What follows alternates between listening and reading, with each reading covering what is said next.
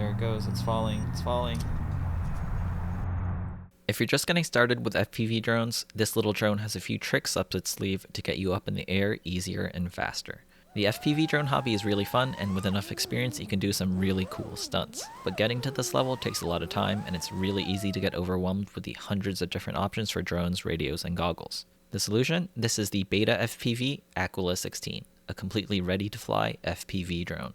It comes with a portable carrying case, and inside you get the drone, radio, and goggles. You also get 2 batteries for the drone, as well as a USB-C charger for the batteries. And because this is a complete setup, there's no software configuration needed. Everything here comes bound together and ready to fly right out of the box. This also makes it a great gift, since the giftee doesn't need to know anything about FPV drones in order to get started. They can go from unwrapping the gift wrap to flying in the air in just a few minutes. And a huge part of what makes this so easy is a couple of neat tricks that you won't find on any normal FPV drone. What are they? You can see them on the bottom of the drone. Over here is a tiny little camera that's aimed directly downwards. And next to it, this little rectangle is a laser distance sensor. These 2 sensors allow this drone to do something that most FPV drones can't: optical flow stabilization.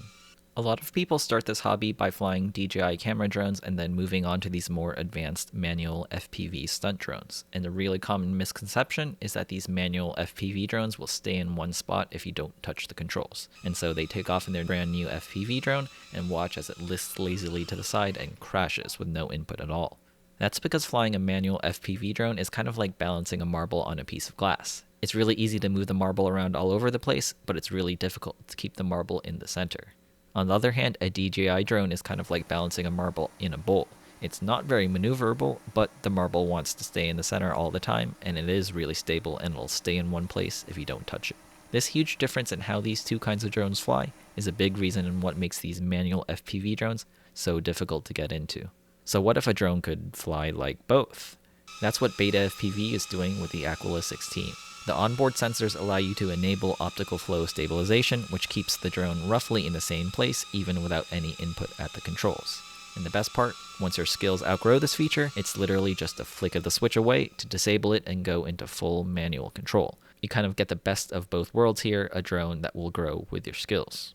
And speaking of that, the radio included with this kit is really nice. It runs on Express LRS, which is the most popular protocol and what I use on all of my FPV drones. That means even if you upgrade to another FPV drone, you could use the radio from this kit. Or vice versa, if you choose to upgrade your radio first, your new radio can easily bind to the Aquila 16 drone. This kind of intercompatibility and upgradability is what makes the FPV drone hobby so great.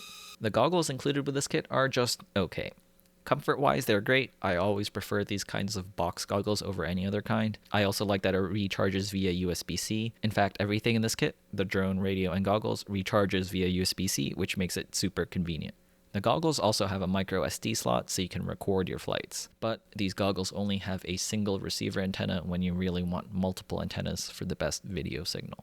The drone comes with 2 batteries, and the way they mount up is pretty nice. Most FPV drones use what I would call bare lipos, with the wires hanging out and they're just Velcro strapped to the drone. But in the Aquila 16, Beta FPV chose to protect things a little better with these hard-cased batteries that slide into the drone, very similar to how DJI would do things. The connector used is a BT 2.0 connector, so it's still compatible with any modern tiny whoop charger if you want to do so.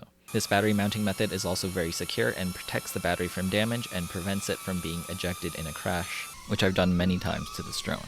I normally treat my drones pretty well, but Beta FPV sent me this kit with no strings attached, so I felt like I could throw it around a little to test just how durable it is. It survived a bunch of tumbles at the playground with 0 damage to the drone. So to take it to the next level, I decided to drop it from 100 feet in the air.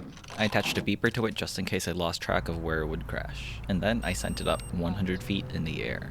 Also, this was a really cold day, about 40 degrees Fahrenheit, so I was worried that the cold would make the plastic brittle and crack it easily, but I decided to go with it anyways. I hit the disarm switch and watched it fall to the ground.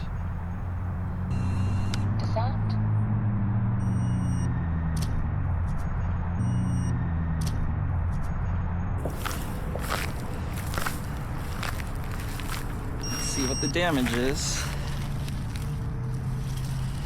It didn't land in a nice tuft of grass, but the drone looks like it's in surprisingly good condition for falling 100 feet in the air. So let's actually see if this flies again.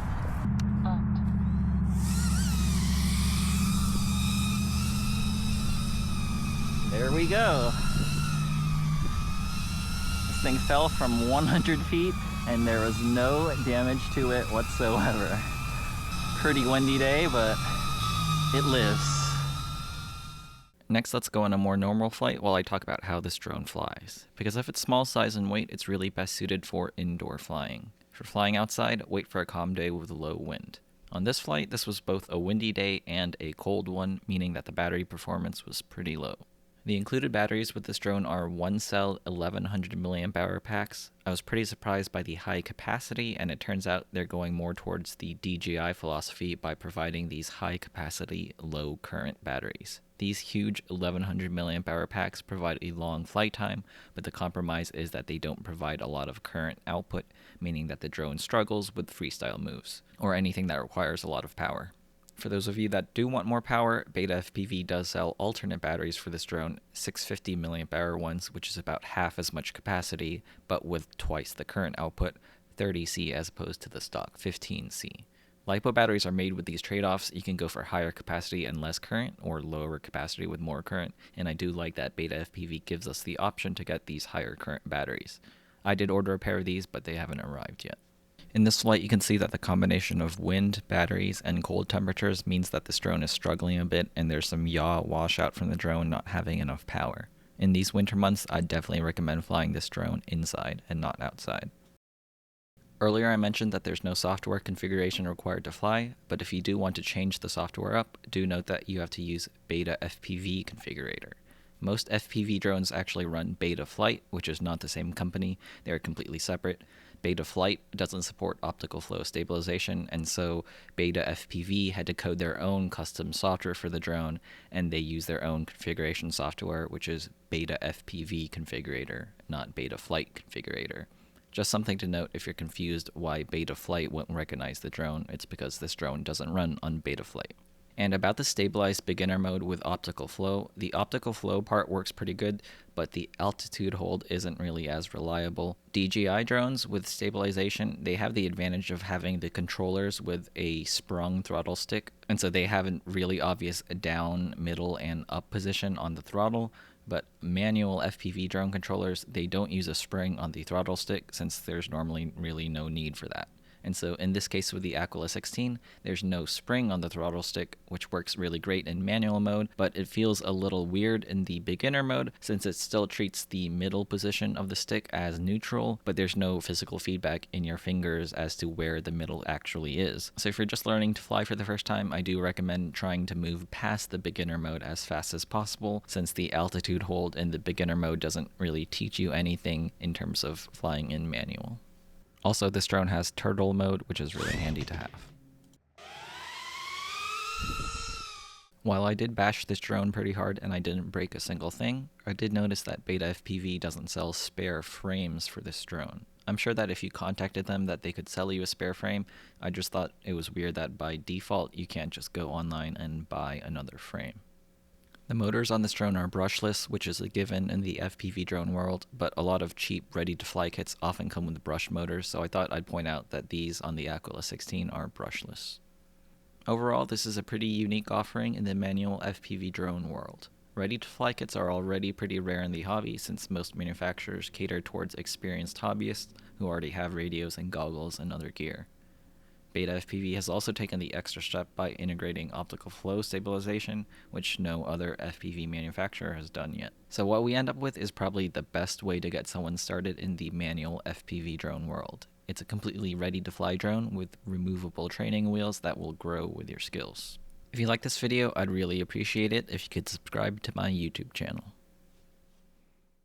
In order to film the 100-foot drop, I actually ended up dropping it 3 times. The first time I was way off the landing spot and I didn't even get a good shot of it crashing. The second time I got a great shot of it crashing, but I forgot to hit record on the DVR, so I didn't have any onboard footage. Finally, the third time was the charm and I got all the footage I needed. And of course, the drone survived all of it with no damage.